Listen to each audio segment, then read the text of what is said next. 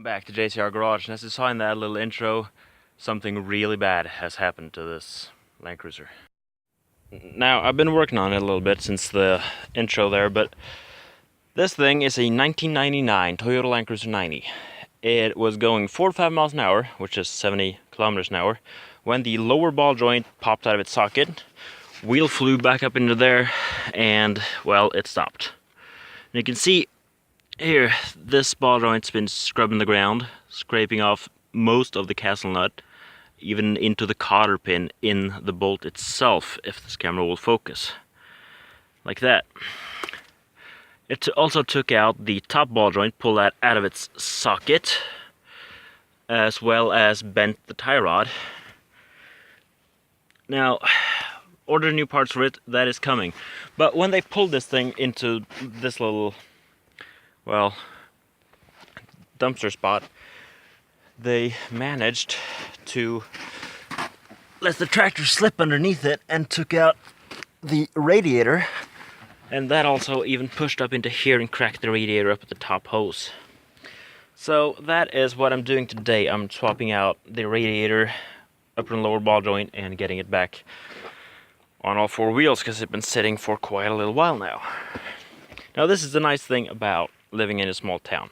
When something happens to someone's car along the road, you get called to fix it, instead of having an expensive tow bill.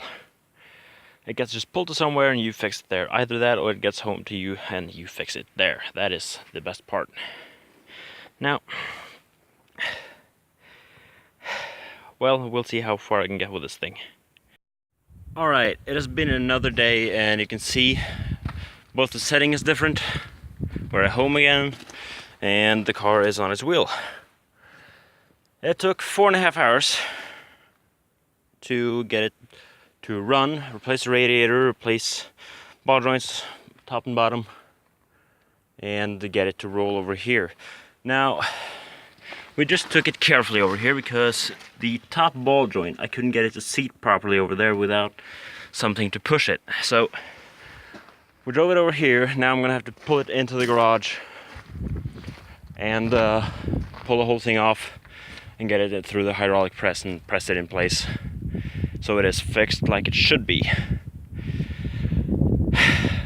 That will be it for now. Just remember, do not drive your car with bad ball joints, because that will happen. It could get a lot worse than that was.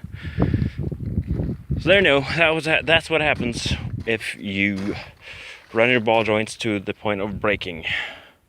You end up with a car with 3 wheels. Thank you very much for watching. Take care.